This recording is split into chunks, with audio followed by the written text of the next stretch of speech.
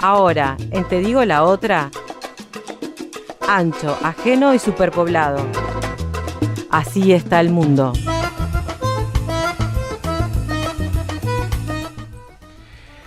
Y en el Así está el mundo de hoy, la salida abrupta, inesperada del gobierno de Mariano Rajoy en España, el final de un largo mandato que inició en 2012 del Partido Popular en España. 2011, tenés razón, las elecciones fueron en 2011. Y bueno, una salida que nadie la veía venir, después de 2 elecciones en muy poco tiempo, ¿no? Los españoles tuvieron elecciones en 2015, en 2016. Y bueno, y no se había logrado por parte de la izquierda derrotar electoralmente al Partido Popular. Y medio sonceando, medio bobeando, una cosa que empezó como que parecía que más bien iba a ser un hecho político, una cuestión de la moción de censura presentada como, bueno, como un momento para criticar al gobierno, etcétera, terminó dando su fruto, que es la salida del gobierno de Mariano Rajoy, la caída del gobierno de Mariano Rajoy y la asunción de Pedro Sánchez como nuevo jefe de gobierno en España. Es así. Primero que nada, capaz que contextualizar un poquito qué fue lo que sucedió, ¿no? Porque, como vos decías recién, en realidad esto fue un hecho político importante, muy trascendente, obviamente, por las dimensiones de un país como España, tanto por nuestra cercanía cultural con ellos, que por eso nos impacta bastante de cerca, pero también por el peso que tiene en el bloque multilateral más grande del mundo, ¿no?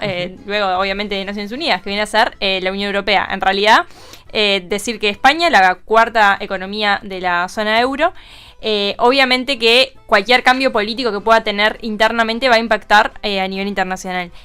Obviamente, esto fue un hecho político trascendente, pero no es algo grave, ni es algo que esté por fuera de los mecanismos previstos en la Constitución. Es decir, es un hecho que puede suceder. Está previsto que esto suceda.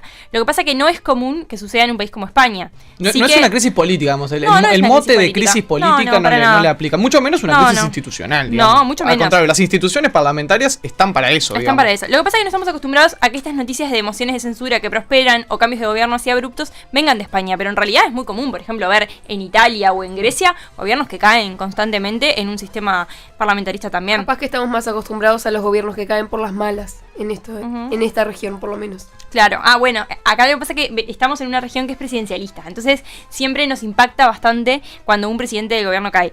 Pero bueno, en realidad decirles eso, España es una monarquía parlamentaria que prevé la moción de censura dentro de su constitución, aunque igualmente, hay que decirlo, es muy difícil que esta moción se concrete.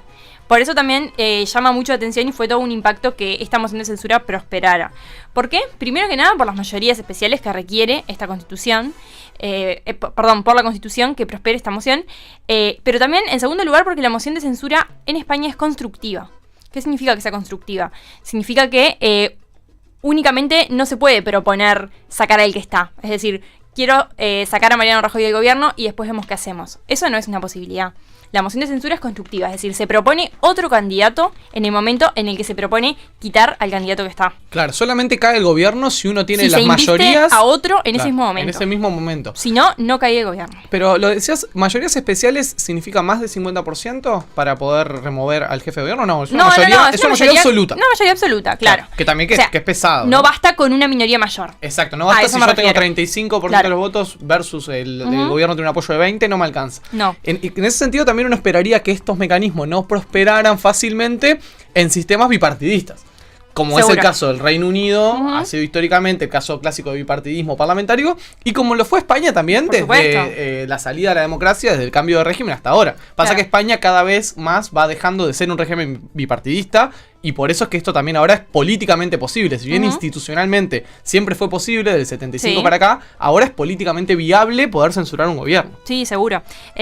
Como vos decías, en realidad España, cuando se diseña la Constitución, se prevé que va a haber 2 grandes bloques, ¿no? Uno de centro-izquierda, uno de centro-derecha, y que el que gobierne, mal o bien, va a estar cerca del 50%. Claro. Entonces, por lo tanto, era muy difícil hacer caer a un presidente de gobierno, porque era muy difícil que el resto se ponga de acuerdo en el otro candidato que lo iba a sustituir. Y eso también creo que es muy importante. El decir que la moción es constructiva es, digamos, un candado que se le pone al abuso de la moción de censura como forma de hacer política, porque si no fuera constructiva, seguramente se presentarían muchas más mociones de censura, porque solamente con sacar al que está ya nos alcanza para prosperar. Sí, las instituciones en ese sentido españolas son parlamentarias, pero más conservadoras que en otros países de otros Europa. lados. Conservadores no en términos peyorativos, sino de más proclives a proteger el status quo que a permitir el cambio, ¿no? Como si en Italia que censuran un gobierno y se pasan un año sin gobierno, no pasa nada. Y llamamos a elecciones, llamamos a elecciones. Claro. Pero bueno, en realidad ya había habido algunas mociones de censura en la historia española, capaz que repasar brevemente algunas. La primera se la hizo Felipe González a Adolfo Suárez en el 82. Fue una moción de censura que nunca tuvo chances de prosperar. Jovencito Felipe González en el 82. Un Felipe González totalmente pibe. Con mucho pelo. Que en realidad los especialistas españoles siempre dicen que esa moción de censura fue lo que posicionó a Felipe como presidenciable de cara a las elecciones del año siguiente. Que ganó. Que ganó y arrasó, no solo ganó. ¿Por qué? Porque bueno, le permite al Partido Socialista presentar su programa de gobierno y le permite a Felipe González sacar los cucos que rondaban en torno a una posible victoria del Partido Socialista. Es decir, el tipo presenta su programa de gobierno, por más que sabía que no iba a prosperar la moción de censura contra Suárez, y con eso una porción importante del pueblo español que capaz que simpatizaba en Felipe, pero decía, no, me da miedo votar a la izquierda porque tengo miedo de que se vuelva a desencadenar un enfrentamiento entre españoles y demás. Bueno, a esa gente la deja tranquila, en realidad. Claro, estamos hablando de que la transición a la democracia en España estuvo muy signada por si acá hablamos de la teoría de los dos demonios, en España eso estuvo llevado al extremo de nunca más españoles contra españoles, nunca más la guerra civil, el trauma de la guerra civil que perdura en la política española hasta el día de hoy, que es una política que le rehúye y que le tiene terror a los extremismos y que y en la cual, por ejemplo, a partidos como Podemos le ha costado mucho hacer pie también en la política española por esa reacción muy fuerte de muchos españoles en contra de lo que ven como extremismos. En los años 80, esa espada de Damocles que hoy tiene Podemos la tenía el PSOE, ¿no? Seguro. La segunda moción de censura la presenta Hernández Mancha, quien era líder de el extinguido Alianza Popular, hoy Partido Popular en realidad. Se la presenta a Felipe González en los años 90. Le hace la misma jugada y en realidad Hernández Mancha no logra el mismo éxito que tuvo ni el mismo impacto que tuvo Felipe González unos años antes. Si bien sabía que su moción de censura no iba a prosperar, lo que quería él era posicionarse como candidato y hacer más o menos lo mismo, presentar su programa y demás. Después pasan muchísimos años en donde nadie presenta una moción de censura, hasta el año pasado, donde Podemos, en realidad el grupo parlamentario Unidos Podemos, presenta a Pablo Iglesias como candidato alternativo y le hace una moción de censura a Mariano Rajoy, que también se sabía que no iba a prosperar, no tenía la menor posibilidad de prosperar. Porque no había gobierno alternativo. No, solamente le apoyaba el grupo parlamentario Unidos Podemos. Nadie más, con sus confluencias en Común Podem, Compromís y en Marea, pero en realidad no iba más allá de eso. Entonces, esa moción de censura fue como bastante testimonial también. ¿Qué pasó este año? Te pregunto, ¿los independentismos no apoyaron a Podemos el año pasado en su moción de censura? No, el año pasado Podemos estuvo solo. Fue como una moción de censura bien testimonial. Claro. En realidad... Ni siquiera los catalanes fueron... Y no, porque en realidad tampoco les servía mucho quemarse apoyando un gobierno de Podemos si no iba a salir. Claro. Es decir, perdían bastante los independentismos haciendo eso, porque sin el apoyo del PSOE, en realidad la moción de censura no tenía ninguna posibilidad de prosperar. Pero este año la moción de censura de Pedro Sánchez a Mariano Rajoy es la primera en prosperar. Y además es una moción de censura que tiene muchas particularidades. Primero que nada, Pedro Sánchez no era diputado en el Congreso de los Diputados. Claro. Algo que es el primer presidente desde la transición que no tenía un escaño en el Congreso de los Diputados al momento de ser investido. ¿Y eso se puede hacer? Se puede hacer. Cualquier ciudadano español puede ser investido presidente del gobierno. Bien. Pero no es lo común. En realidad... ¿Por qué? Porque el líder de la oposición siempre está en el Congreso de los Diputados porque el epicentro de la política es el Parlamento. Y entonces es como bastante difícil concebir que pueda haber un líder político fuerte que no esté en el Parlamento. De hecho, cuando Pedro Sánchez renuncia a su escaño en 2016, hubo muchos periodistas, politólogos que dijeron, está acabado, ya está. Esto es el final, Este es el final. Y ni siquiera va a estar ahí sentado para fustigar a Rajoy, ni para criticar a Rajoy, qué va a hacer de la vida de Pedro Sánchez, ¿no? Y allá, ¿te acuerdas cuando Pedro Sánchez dio aquel viaje en auto con aquella entrevista con Jordi Évole y todo eso, que era como un poco el final de Pedro Sánchez, ¿no? Sí, él en realidad esa entrevista yo creo que la capitalizó muy bien. Lo que hizo fue, denunciar un operativo mediático financiero, así lo llamó él, en donde aparte acusó con nombre y apellido a algunas personas. Sí, a Diario El País de Madrid, ¿no? Sí, a José Cebrián, director del País, a César Alierta, director de Telefónica. Los acusa de operar en contra de un gobierno de coalición de Partido Socialista con Unidos Podemos y concretamente de hacer una campaña en contra de la figura de Pedro Sánchez. Que bueno, recordemos que fue como bastante traumática la salida de Pedro Sánchez desde la Secretaría General. En realidad, él en ningún momento dimite, sino que es tumbado por el Comité Federal. Afuera había unas manifestaciones impresionantes en apoyo de los militantes al secretario general. Y bueno, casi un año después, arrasa en las elecciones primarias del PSOE, lo que lo fortalece muchísimo, aunque estuviera afuera del Parlamento, en realidad. Entonces, bueno, para, no sé, explicar un poco más de por qué prospera esta moción de censura, creo que tenemos que sí o sí hablar de la trama Gürtel. Y por eso decía que nos vamos a meter un poco en las cloacas, porque realmente la trama Gürtel es una trama que comenzó, que se abre su investigación por parte de la Fiscalía Anticorrupción en el año 2007. Ajá. Es decir, llevó 11 años investigar esta trama.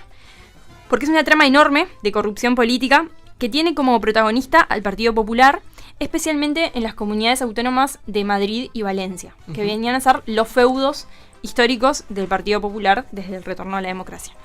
El caso Bárcenas, que es un caso bastante conocido también por tener una contabilidad en negro del Partido Popular, es parte de la trama Gürtel, es decir, el caso Bárcenas integra la trama Gürtel. Básicamente, ¿cuál es la acusación? Que recibían fondos sin declarar, que recibían fondos para hacer campaña de empresas que no estaban declarados. Sí, y además, bueno, la adjudicación de contratos, concesiones, licitaciones a empresas privadas por parte de la administración pública, en las que obviamente se pagaban coimas. Ajá, es más fuerte que es más fuerte que financiación oculta de campaña, digamos. Es coimas. Es coimas. Hubo decenas de acusados, todavía hay decenas de procesados por recibir coimas y sobornos por parte de empresas privadas. Y bueno, además, lo de la contabilidad en negro, que llevó, bueno, a que toda la plana mayor del Partido Popular cobrara sobresueldos no declarados por parte del partido. Que se los pagaban estas empresas, digamos. Seguro, y que incluso es la propia sede del Partido Popular, que está en la calle Génova, en el pleno barrio Chamberí, un lugar muy lindo. La sede del Partido Popular es impresionante. Si uno pasa, está hecha a nuevo, tiene 10 pisos y fue financiada absolutamente en un 100% con dinero negro de la contabilidad de Bárcenas. Así que bueno, como que la trama llegó hasta el propio edificio del partido, ¿no? Tranqui, en una discreta, así como que no, sí, no destaque. El partido más corrupto de Europa, básicamente, ¿no? Como le dice, como lo ha llamado Pablo Iglesias muchas veces, ¿no? Estamos hablando del partido de la corrupción, el partido más corrupto de Europa, ¿no? No es poca cosa. Sí, y bueno, pero esto se sabe desde hace varios años, en realidad, lo de la trama Gürtel, ¿no? Desde que se empieza a investigar, van sabiéndose cosas, van habiendo acusados, los juicios son orales y públicos, por lo tanto todo el mundo puede ver incluso las confesiones del propio Bárcenas, del propio Francisco Correa, que son los principales implicados.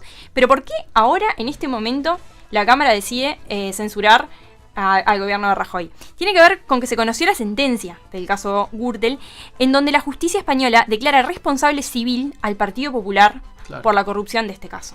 Es decir, esto le da... individuos aislados, digamos. Exacto, esto le da la razón a aquellas personas que decían, esto no es un caso aislado de un particular que comete un delito de corrupción y roba fondos públicos del Estado. No, esto es una forma estructural de hacer política. Había muchas personas que decían eso.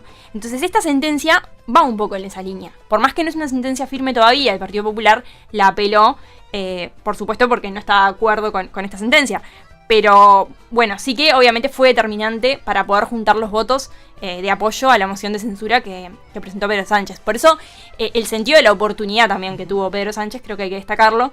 Es decir, se conoce la sentencia de la trama Gürtel y al otro día el Partido Socialista presenta la moción de censura. Nunca sabremos igual, y nunca nos lo van a decir, si realmente Sánchez pensaba que esta moción de censura tenía oportunidad cierta de prosperar y que se iba a convertir en jefe de gobierno, o si, bueno, sí, era una jugada política de vamos a aprovechar este momento para darle con todo a Rajoy en el Parlamento, ¿no? Pero bueno, tal vez el primer sorprendido fue el mismo, ¿no? Sí, bueno, en realidad yo creo que se sabía que la viabilidad de la moción de censura existía. No se tenía la certeza de que podía prosperar, pero por supuesto que era viable porque Unidos Podemos la apoyó sin condiciones desde el minuto 1. Los partidos independentistas, tanto PDeCAT, Esquerra Republicana, Euskal Herria Bildu, también enseguida suscriben esta moción de censura.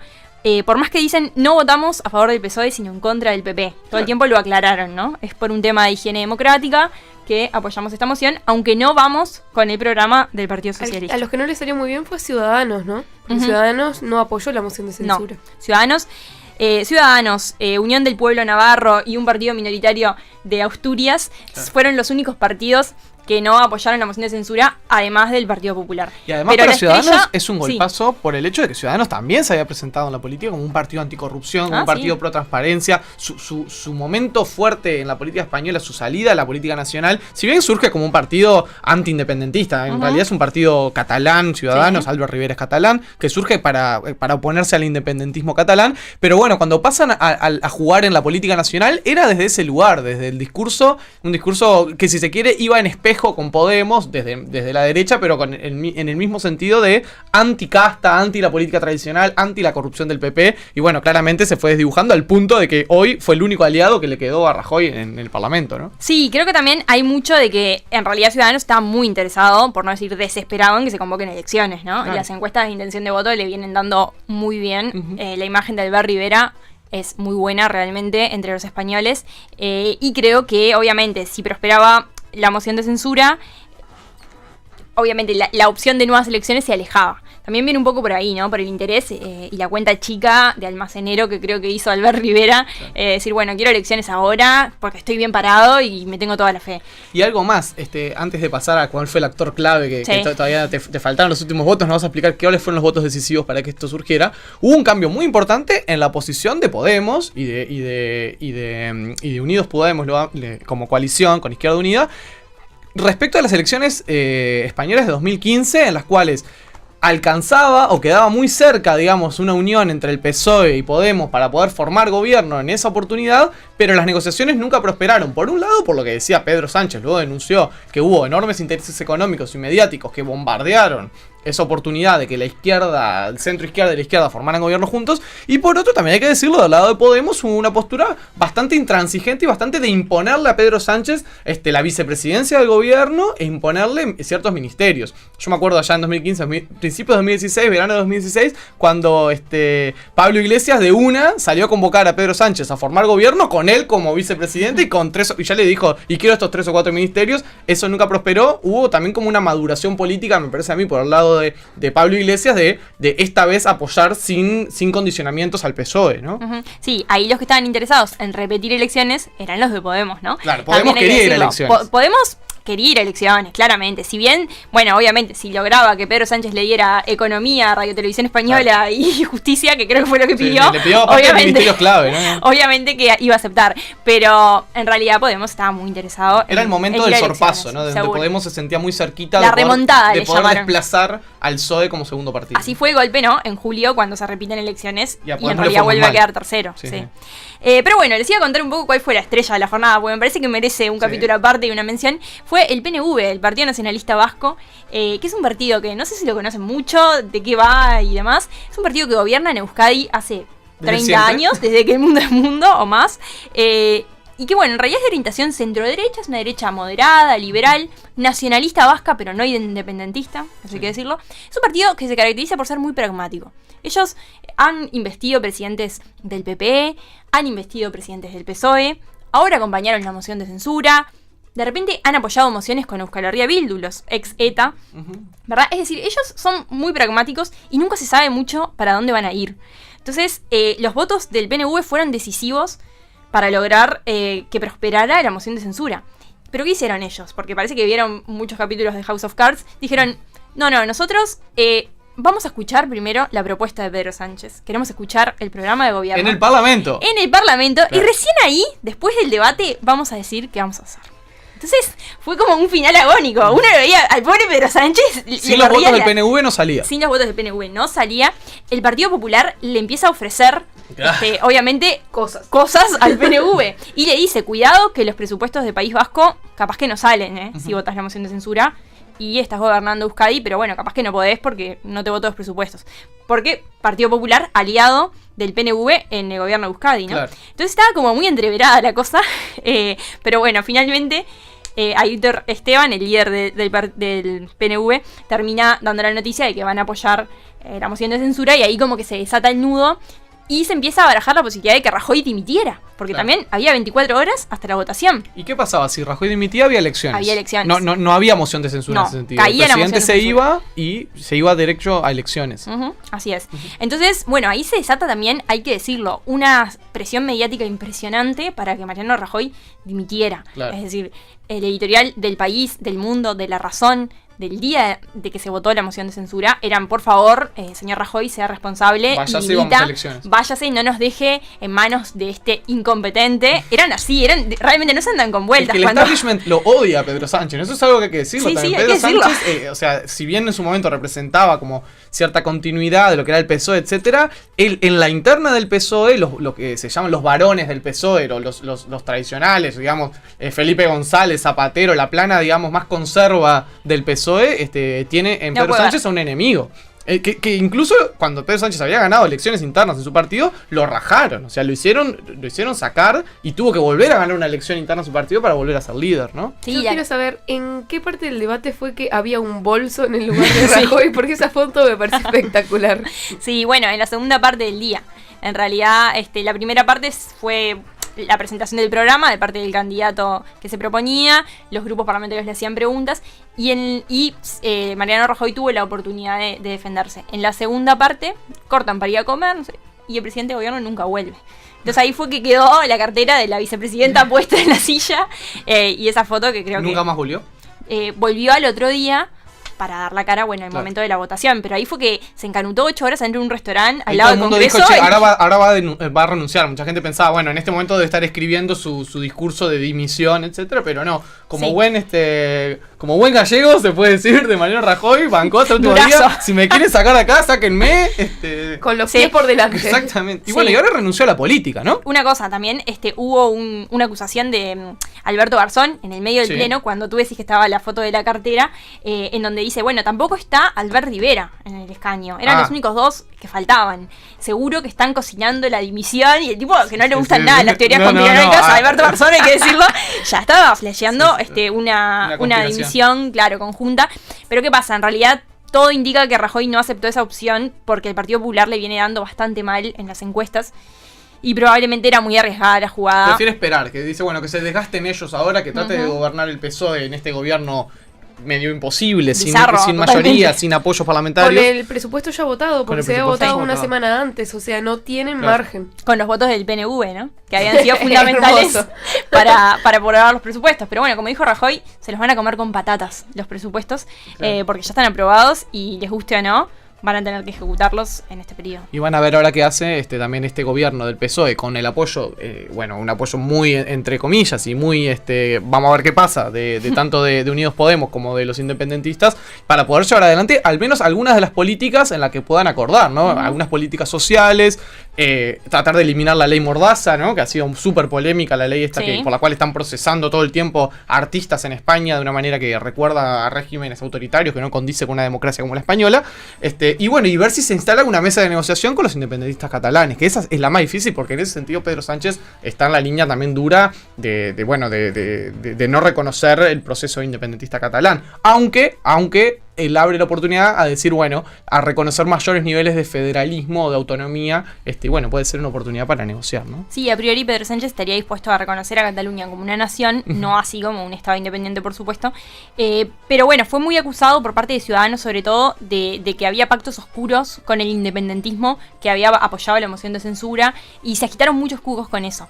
Creo que Pedro Sánchez intentó dar un mensaje de que esto no era así Claro. ayer, cuando nombra que su ministro de Exteriores sería Josep Borrell, que es un reconocidísimo catalán socialista veterano. Anti-independentista. Anti-independentista, totalmente muy europeísta. Claro. Entonces creo que ahí como que cierra la puerta un poco a estas teorías, ¿no? Y Sánchez ahora está armándose un gabinete, ¿no? Que por lo que uno empieza a ver va a ser un gabinete muy interesante en términos de género. Sí, por ahora van 10 nombramientos, 8 son mujeres y 2 son hombres. Y sobre todo en carteras importantes, ¿no? Claro. En Hacienda y en Economía hay 2 mujeres. Qué rica. Te digo la otra en las redes. Búscanos en Facebook y Twitter.